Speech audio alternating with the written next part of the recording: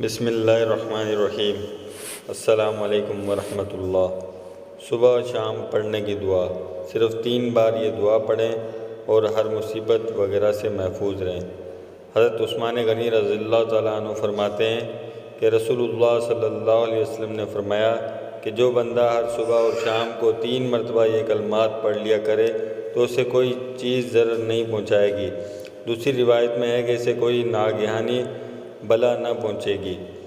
बिस्मिल्लाहिल्लज़ी ला यज़ुर्रु मअस्मिही शैउन fill अर्ज़ि वला fish समाई व हुवस समीउल अलीम। अल्लाह के नाम से हमने सुबह की या शाम की जिसके नाम के साथ या ज़मीन में कोई चीज़ नुकसान नहीं दे सकती और वो सुनने वाला और जानने वाला है। वीडियो पसंद आई हो तो इसको लाइक और शेयर ज़रूर कीजिएगा और कमेंट्स में अपनी राय से ज़रूर आगे